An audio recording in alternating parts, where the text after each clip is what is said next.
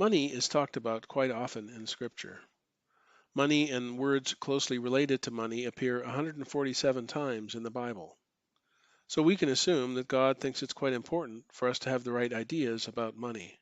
American Congregationalist Cotton Mather, writing in 1702, gave us this memorable aphorism, quote, "Any aspiring Christian must row to heaven with two oars, the oar of his spiritual calling and the oar of his material calling. And if he pulls on only one of them, the boat goes in circles, and the Christian can never reach the safe harbor of salvation." Unquote. But there is another topic mentioned in Scripture even more than money, the keeping of the Sabbath.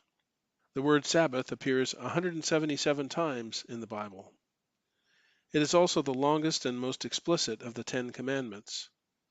In Exodus 35:7, we read, "6 days work shall be done, but on the seventh day you shall have a Sabbath of solemn rest, holy to the Lord." I think that teaching regarding the Sabbath is a major failing of the church. In this area, as with others, we've been too willing to go along with the larger culture. I also want to clarify that I understand that people who do shift work to support their families sometimes have to work on the Sabbath. If that's the case, then they should make sure that they still have a Sabbath rest in their week. But even having to work on the Sabbath is a failure. If we go back to the time of our earlier mentioned writer, Cotton Mather, he and his contemporaries would not have faced this dilemma. Very few people had to work on the Sabbath in 1702. Now, Sunday is just the same as most any other day of the week. And I think we can trace the decline of our society pretty neatly to the time that the blue laws were relaxed and the Sabbath was abolished.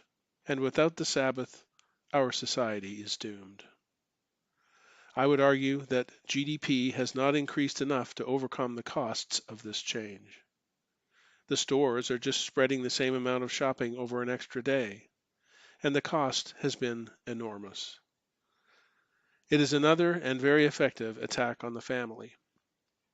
A day to be together, not to rush out to organize sports or practices, but to be together.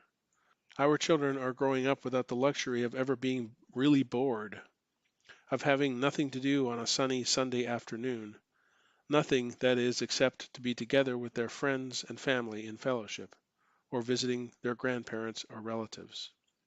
Now, I've listed a lot of practical reasons for keeping the Sabbath holy, but I've not spoken about the most important one.